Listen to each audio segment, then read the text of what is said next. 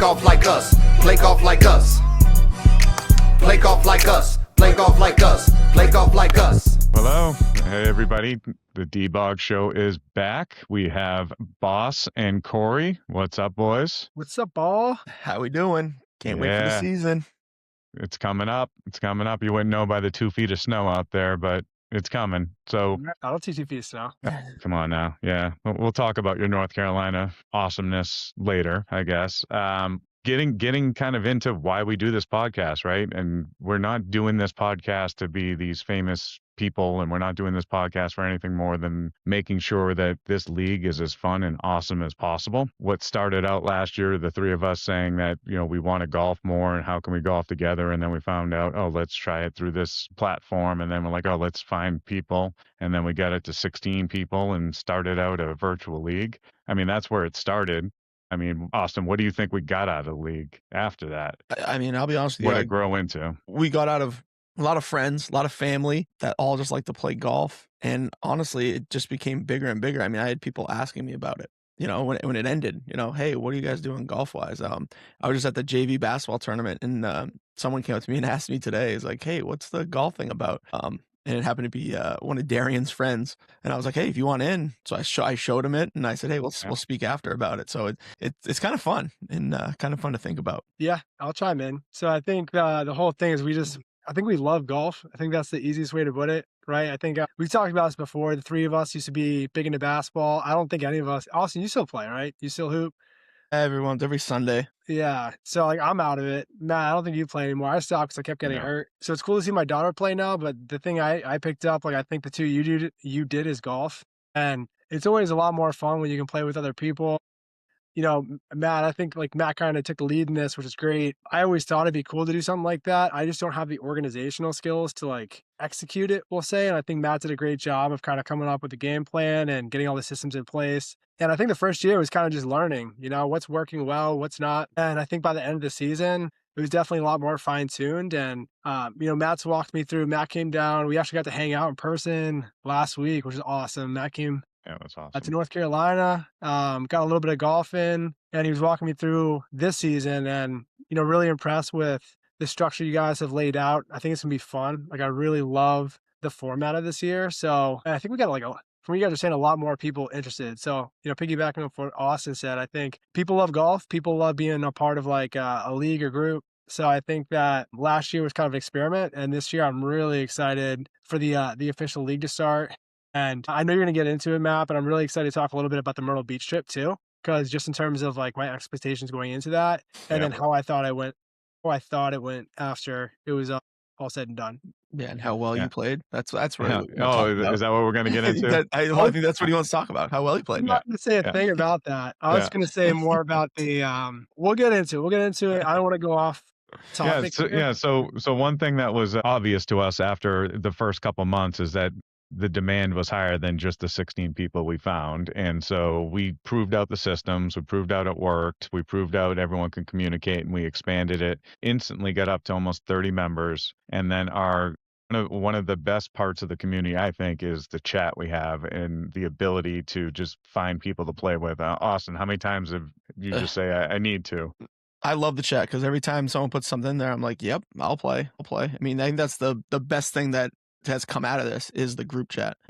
If you truly love golf, the group chat's the best thing. What became hard near the end of the season too, and Corey, I think you experienced it a little bit, is some people just got wrapped up and got busy near the end of the year. And the last 2 months, we didn't have 100% participation where we did the first 3 months in people doing their rounds. Yeah. I think a part of that too, for me, especially being away from everyone, I think Austin had a good point. I think a lot of people found ways to play with each other, and that made it a lot easier to get the rounds in. But yeah, I think with this year's format too, it's more likely to make sure everyone's finishing the rounds. But yeah, I think for me, the icing on the cake was the end of season trip. That for me got me really jacked up. It kind of stunk. I think that I think you guys are heading that way in terms of the format for this year. But almost having those live in-person events where everyone meets up, sprinkled in during the season is great, because it was kind of a shame. We had the end of season event, and those who went, I think everyone will say it was a blast. And it kind of got me reinvigorated of oh yeah, let's go, seasons. And then it's oh, the season's over. Right, Um, right, so right. I think like that'll be exciting for this year with sprinkling in those live events. I'll be back in New Hampshire in July. So for anyone and everyone that's there, I think that we're talking about potentially, I think you said there might already be like the planning of a live event. Really looking A forward to Shattuck that. too. Yeah. I love Shattuck. That was a fun Yeah. time. Yeah. I will say the format this year is going to be a little bit better because everyone had to play their individual rounds. I got hurt, so I couldn't even play. I think it was Yeah. the month of October. I got her too. Or, so at least we have 4 people on a team. Only 3 of them really have to play. So if you do get someone hurt, I think it'll be a lot easier to get people to get their rounds done and still be competitive in the league. Yeah. Absolutely. So I guess let's move right into, obviously, when it was all said and done, Prisco came out on top. He was steady as could be. We saw it in Myrtle Beach. So talking Myrtle Beach, we get 8 of us there. Corey, how'd you set it up? Who'd you go through? Like, what were your initial thoughts and reservations, and then how did the trip go for you? Yeah. So, I mean, we'll start off with the process of trying to figure out where to have it. We were kind of all over the place. Like, we did a survey of where everyone would want to go, the budget, how many nights, and it was pretty scattered in terms of what everyone wanted. So, I pretty much pressed the easy button last year, and I worked, for me, a very affordable place is Myrtle Beach, and they have a lot of different organizations that will help you set it up. Basically, you just tell them how many people are going, budget, and then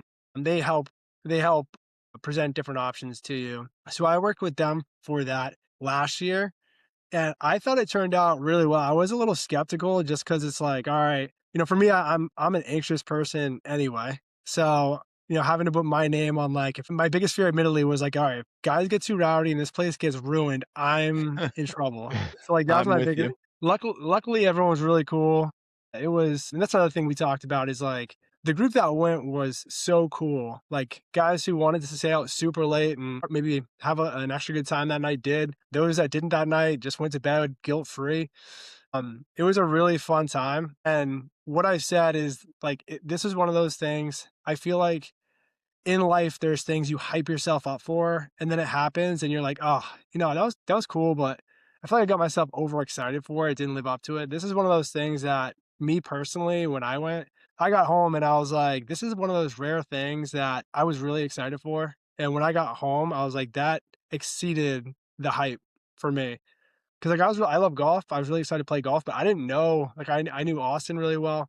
I know you, Matt, really well. I didn't really know anyone else there. Yeah. And everyone was just really cool. And actually I knew Dan. So I knew Dan, but it was just a really great group of guys. The courses I thought were awesome. And then, there was a little hiccup. I'm sure everyone remembers, like we got there and we're like, oh, daylight savings was the weekend before. Lesson learned. So we had, I think it was Tidewater planned for Saturday at like 1:40 tee time. And we're all like, there's no way we're going to finish 18. So I messaged the guy that I worked with on setting everything up. And he was able to switch to Kings North, which was like another awesome course. Like that place was awesome. I think Austin almost got a hole in one that round as well. So yeah, just a really, really fun time, really great group of guys. And like I said, it got me excited for this season. And I'm really excited to see what the end of the year event looks like this year. Awesome. What'd you think? That was probably one of my favorite times. I mean, I got to go down and spend time with Corey for a couple days beforehand, and then him and I drove down there. And I can safely say I probably played some of the best golf I'd played all year playing down there. I had some great shots. Like Corey said, I almost got the hole in one. Everyone there was really cool. I love the fact that, there was no pressure about, staying up, doing the extracurricular activities. But, There you go. you could do your own thing. We went out a couple times and, I had a blast. I just love playing golf, and, that whole trip was about playing golf and having fun, and that's what So we talked about things that we want to do different, and the 3 of us for sure talked after, and I talked in the car on my ride back with Jay and Jimmy B too. The first thing is we got to do it before daylight savings. So Yep. the weekend before is like the last weekend. What other things were you guys hearing, or would you change a little bit? We did 4 rounds of 18 in 4 days basically. So yeah, just what would you change? You want to go first, boss? You want me to go first? You can go. So, I mean, for me, I love that amount of golf. I would not change that. I know some guy maybe like one less round if you prefer that, I guess. I'm totally okay with the 4. I did feel like it was a little challenging. Boss and I like woke up early. I think we drove like 4.5, 5 hours. We were sprinting to the golf course. That was easily my worst round and probably the least enjoyable round for me was that for, and then it was just like straight to trying to find out where the place we're staying's at. And then I think everyone got lost except for me and Austin. So I'd say that's Yep. one. The second thing that I think would be awesome this year is I think everyone was just so excited to get there and play that like we kind of threw out like the competitive aspect of it. We kind of had that still, but it was like secondary. Yeah. I would love almost like I mean, this is not me comparing it to this at all, but almost like an internet invitational type thing where everyone gets there. And maybe night one, instead of us going to play like rushing to play a course, maybe we get there early, or maybe we just don't do the 18 that day and we all just like sit down and it's an event. And maybe there's like Yeah. a draft or something like that that just gets everyone jacked up. And then you're meeting with your teams and going over the mat. I think that would be a great way to start it off. That's a good way I to totally add, agree. yeah. That's my biggest thing is I want everyone to arrive the day before. And, we go over and I'm a big, the YouTube invitational thing was huge for me. I absolutely loved it. And I want to kind of imitate that a little bit and do that with everyone here. It doesn't have to be, 48 golfers, but, if we get 24 and do 12 and 12, this year, obviously being the first year, this past year being the first year, it was kind of tough because it was 4-on-4, and once one team got up a decent amount, it was kind of It was over, over. after Yeah. day 4, day 3, it was kind of like, well, now what are we playing for, So I think trying to keep things a little more competitive, keep the reason why are we playing, like there's something to play for. That Yeah. would be my only change. I felt the pressure while I was there. The pressure turned up a little bit, and we weren't Yeah. even that competitive with each other. Just playing a new place in front of people, and it was hectic. The first couple places we show up, it's drop your bag off. There's hundreds of people everywhere. You're going to that hole. You're going over there. And so, yeah, when it was time to tee up, it took me a while to calm down. Especially when just we were gotta all get there back to next year. back. Right? We were all Yeah. sitting there and they were like, Matt, you go first. I know that was tough because it's like you got a group of 7 other guys just looking at you tee off. So it's like if you're the first one, it's like, oh boy, like don't Yeah. miss this. So what else? So if we make it a little more competitive, hopefully show up the night before. I like the 4 nights, making sure that we are before daylight savings time. I think the Carolinas fit for us, for people to get to travel to. You could drive if you It's want to. easy. There's tons of flights, and we have some members already down there and hopefully growing. So anything else you guys can think of to try and boost it? I'll add one more thing. This is like a small thing. Is I do think it'd be cool. Like I think last year we talked in the very beginning about some kind of like jacket, right? Something like the winner gets, so I think that'd be something just to get the competitive juices overflowing. Like this year's cool because it's like got the back 9 boys. We got like all these different teams. I think it'd be cool if we're doing like a team style format for the final event. I don't know if that's the case. Like that's up to you two.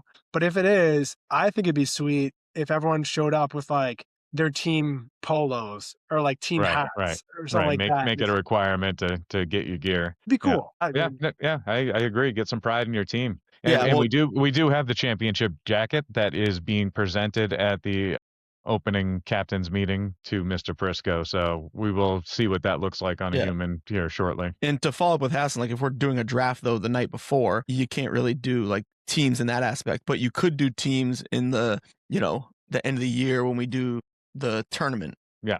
Tournament teams.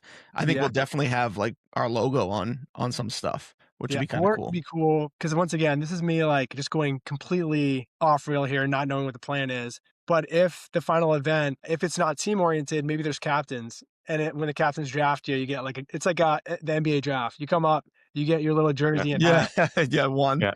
Yeah, that'd be sweet. Yeah, that'd be good too. Yeah, it'd be cool.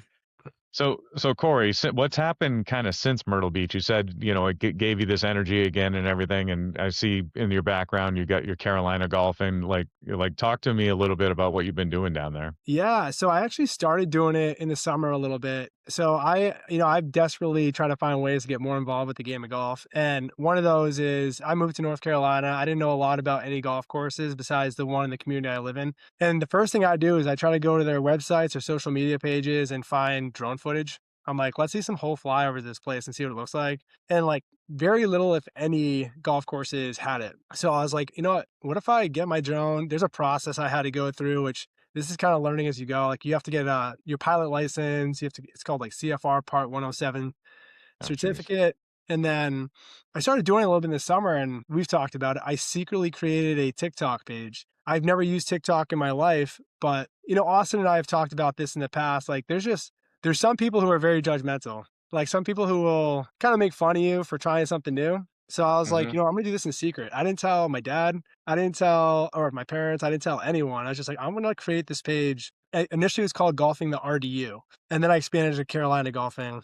And basically what it is I would just post about a 30-second clip of a drone flyover of different shots of the courses, about 3 to 4 seconds. And I would do like a 20 to 30-second narration. And I knew nothing about TikTok, but some of those videos hit.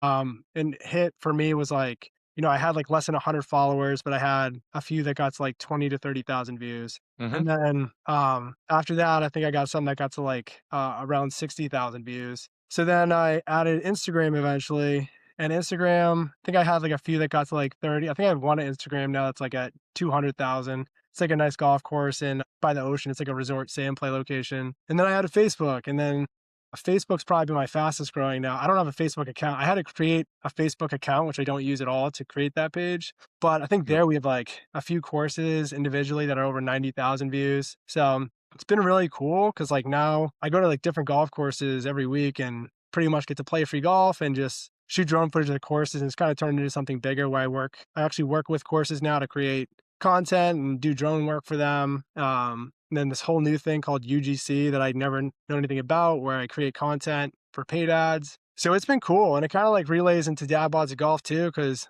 we're talking about the end of season event, and some of these places I work with are resorts now. So there's the opportunity to try to like, maybe I have conversations with them about me creating content during the final event, and it's able to help like our group get some kind of discounted rate. That's what I'm hoping for. Obviously cost is always something everyone's trying to save as much. Right. So that's what I'm hoping for at the end of season. And you're getting into the long form stuff now too. You've got 2 out, 3 out already for the Breaking 85. Yeah, so I'm doing so I do the drone content, and I started doing a little bit more longer form where it's me actually playing the course, and I try to break based on my handicap 85, and it includes like drone flyovers because that's kind of the niche I've entered, is the drone footage. And yeah, so that's newer.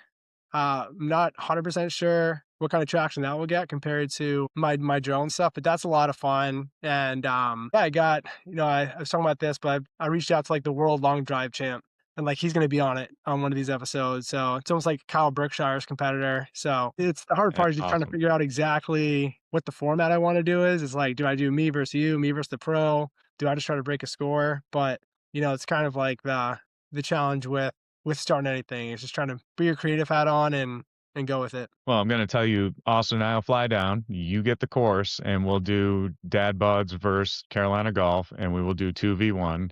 No strokes, of course. We're both in our 20s, right? You're under 10 now, so I think that's a perfect event right there. Yeah, let's do it. And I'm just going to say this right now. Next year, I'm coming for you, Prisco. Frisco. Yeah. That poor guy. He did tell me while we were golfing, he's like, this year I just want to beat Prisco straight up. And I'm like, all right, there we go. Challenges out there. Yeah, I mean, that final event we had, I think Prisco got off to like a hot start, and I didn't. And I was just done. I was like, done. I think that was the issue, but you caught him kind of in the back end, though. I think you played better in the back nine. Yeah, I started to even out. I just had some bad mistakes, but it's like you can't do that if you're playing against Prisco. Like Prisco. Yeah, when you're playing against good golfers, you can't really make mistakes. Yeah, like we're talking about it. Like I played yesterday, and it's like a decent round, but then I have a quad bogey. It's like, all right, that's a round ruiner. I gotta stop doing that. So I'm looking in the next couple of weeks, Hassan, to try to come down and me and Matt play you. Let's go. There we go. I can definitely get a course lined up. So you let me know when, and then I'll just have to communicate with the course to see if we can get a little buffer behind us. And then guess who I got on the camera? Guess who's my camera guy? Art Hassan. But there we go. Tell mom and pop I'll be staying in their house. Yeah. Oh, you don't want to stay with us? You don't want to stay with us. Well, no, you're the competitor now. I can't be staying with you. Yeah, true.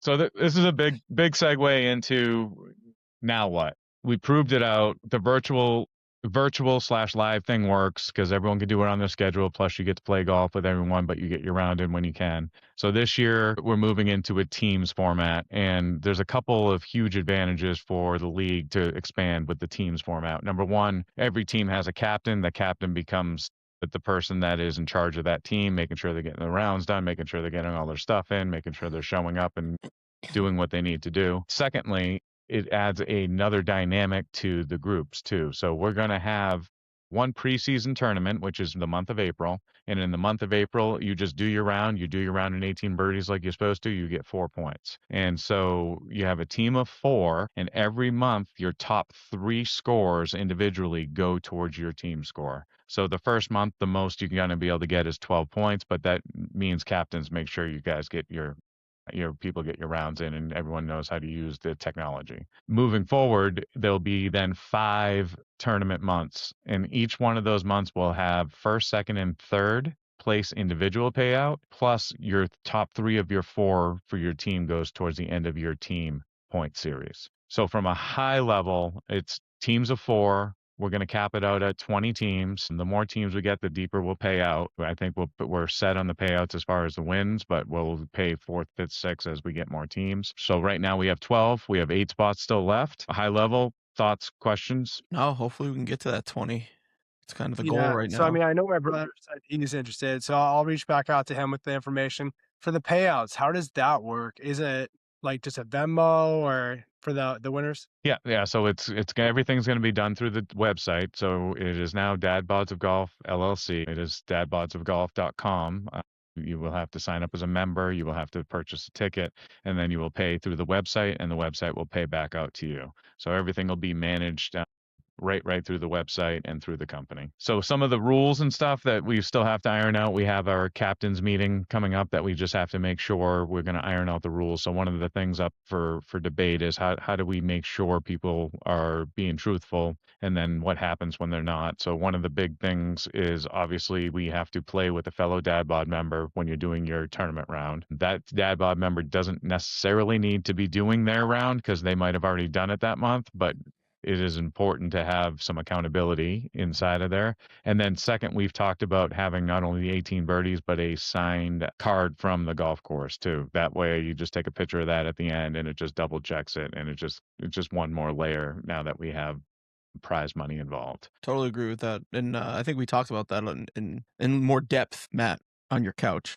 So I just think it comes down to, holding each other accountable.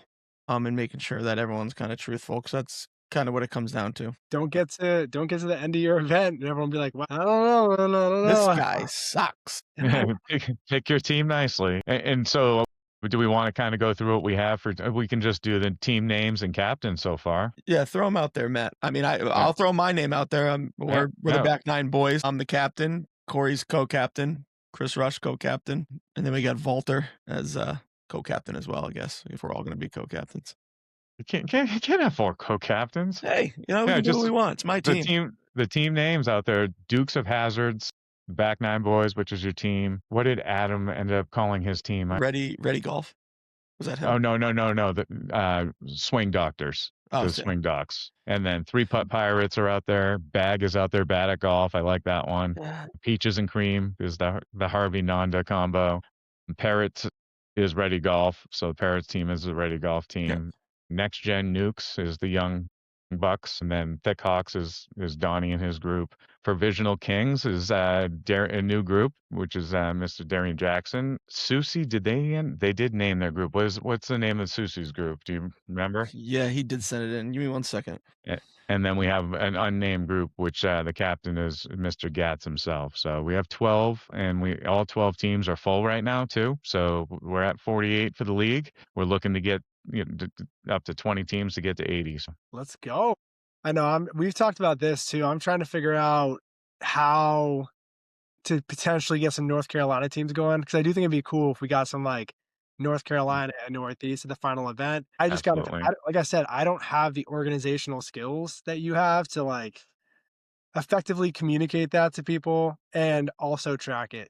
So like that's a challenge So think. this is our communication platform. We've tried doing the WhatsApp, we've tried doing through the website, we've tried just doing text, and we're just gonna cut out bits of this and put it in places and have people refer to it when they have questions. So in addition to the league is what everything's built on. We are doing live events too, and we do have live events for the league members. So we're going to do a beginning of year kickoff party up at the barn. Adam and myself have to work out the dates, but that's going to be coming up. That'll be in April. And then in August, we're going to have a barbecue party in my backyard and the neighbor's backyard. We're going to combine it and just do a nice big party back here. And Austin, there's going to be a local kind of end of year trip. Yes, and I wanted to give you Eddie a shout out. It's called Check the Hole. Check the Hole. That's his name, Check the Hole. Yeah, the end of the year party. I mean, hopefully tournament is going to be maybe in Maine. It's going to be a local one, so that way we can get everyone there. I mean, I'd like to see if we can't get all 20 people there and have the end of the year to play each other. And I'm looking kind of at Maine. A lot of people mentioned Foxwoods. They have to be early. All these will have to be early because, again, the weather permitted. But we're looking Maine. I'll check out Foxwoods. You know, we'll check out maybe some places up north if we can get some good rates and stuff. So, if anyone has any ideas, by all means, throw them out to me. I'll say Sunday River is a really nice course in Maine. Yeah. Yeah, we can probably get a nice house up there too for everybody. Yeah, there was a good course that I found online that was pretty good. I can't remember the name of it. I'll have to look it up and give it a shout out next. But yeah, it was a good place, and it had houses where everyone can stay, which I think is kind of a big thing because, you know, when we were in Myrtle Beach, I thought that was a big thing where we all, you know, stayed at the house. Everyone was there. Everyone's under one roof. I think that's what kind of made it fun too. Right. Yeah, that'd be huge if we could get that in kind of a local drive too, that people can come and go as they need to. Yep. And then Corey, end of year trip, we're still all in, right? How big you want to get this? I mean, honestly, from a size standpoint, it depends on how comfortable you would be with organizing larger groups. But the benefit is obviously the more people you bring to a place, the more heavily the discounts typically anyway. So that's but I'd also probably need to know pretty far in advance. So like, I don't know if there's a way for us to gauge interest in people that I can start putting feelers out to the different courses like I'm already in contact with to see what's possible. I will say a course in this area that I love, it just depends too. Like if we can put out another survey to people to see who's interested, budget, all of that. But another question we're going to ask is like, how close do you want to be to other things outside of golf? Right. If you don't care and you just want to golf, go to the clubhouse, hang out at the house after, there's a really nice course in North Carolina. I don't know. I know, Matt, I know you watch YouTube golf, but there's a guy named the DOD King. Yep. Mm-hmm. He put on a tournament at this golf course, and I played there. It's absolutely beautiful. It's just not near much, but the rates will probably be great. But there's other places like North Myrtle Beach where there's a lot going on. You can go downtown. So we'll put out those things. I'd say that, you know, I don't know a capped size amount, but I think that the more the better. Logistically, it would probably just depend on how comfortable you are setting up and organizing the logistics of like the tournament aspect for all those people. I think 20 should be kind of the number. Yeah, get it rounded to whatever by 4. Yeah. Groups of 4. Yeah, that would be kind of cool. 10, whatever. Yeah. A couple other real exciting things too for the Dad Bods this year is we're looking to partner with Amherst Country Club and do a actual live 2v2 tournament there. Hopefully a full tournament, shotgun start, everything. We're also partnering with the Line Golf Simulators that just opened up in Merrimack too. We have a discount code we'll put on the bottom. You get your first month free if you go in there. So Austin and I went and checked that out yesterday. It's huge screens, you know, high HD, GS Pro V1s, like beautiful feel to everything. If you're looking to work on your game, especially, it's more catered towards those who want to get in there and just put in the work for an hour. I think that place is awesome. That place was awesome. I love that you could see your club head and see where you were hitting the ball, whether you're inside, outside, coming over the top. I thought that was kind of the best part about it. I kind of want to go back just to keep working on my game. Yeah. It's perfect. And then we have the Takeover Shattuck in July, which is the 36 holes on a Wednesday for $49 that we'll do. Last year we got to 12. Let's see if we can double that, get to 24. And then we have Milford Street 2 that will be in September. That'll be a tournament. Hopefully we have 32 to 48 people at also. So plenty of live optional events, plus the league, plus some parties, plus some end of year trips. I mean, what more can you want for a group? Golf, baby. Any closing thoughts? Nope. I'm just really excited for the season. Like I said, I think the end of year event got me. I don't think I realized how awesome the league was until the end of season event. So for those that couldn't go last year, I would definitely try to make an effort to go this year and plan ahead. Because that was a blast. And then it definitely makes me like more vested in this year, just Absolutely. and all that. I'll make sure to get back. But yeah, just looking forward to getting started. Excellent. I'm just looking forward to a little 2v1, me and Matt versus you. Let's Absolutely. do That's it. coming up. That's going to Pumped. come up quick. Yep. And so these podcasts will be hopefully weekly. Next week, we want to go over who the teams are, get some early predictions on who we think the good teams are, who the teams out there that might get kicked off a couple courses, etc. We'll do the awards like we did last year. And most of them came true last year if you go back and listen to the Yep. preseason awards, especially head case stuff. So anyway, another episode here of the DBoG Show. All right. Take All care, right. everyone. Later, boys. See you guys.